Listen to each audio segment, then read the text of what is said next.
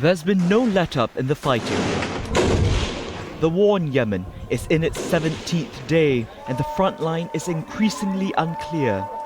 In the Houthis neighborhood of Aden, witnesses speak of street battles between supporters of embattled President Abd Rabbu Mansour Hadi and Houthi fighters. The Houthis are the target of an intense aerial bombing campaign by a Saudi-led coalition. Early on Saturday, airstrikes hit a camp under the control of fighters loyal to former President Ali Abdullah Saleh, who also backs the Houthis. The coalition released these military pictures, which it says shows the bombing of a sports stadium in Aden that was being used as a Houthi ammunition store.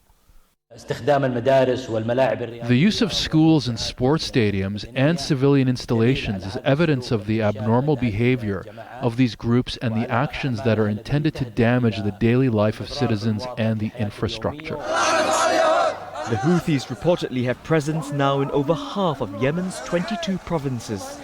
They also have a firm grip on the capital, where thousands of people turned up to this march in their support. We, the Yemeni people, came to take part, to refuse their brutal acts of aggression on the people of Yemen.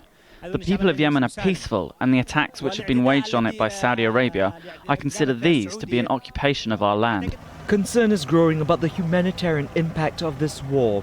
2 planes carrying international aid have arrived in Yemen for the first time since the airstrikes began, bringing enough medical and surgical equipment to treat 1,000 people. We managed today to have our second plane, much awaited second plane, with 35.6 tons of medical supplies, but also generators and tents and pipes and enough material to fix the broken water systems.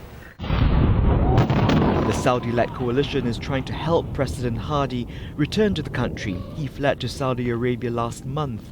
But not all of the kingdom's allies back the military campaign. Pakistan's parliament has voted to stay out of the airstrikes, offering to mediate a solution instead. Gerald Tan, Al Jazeera.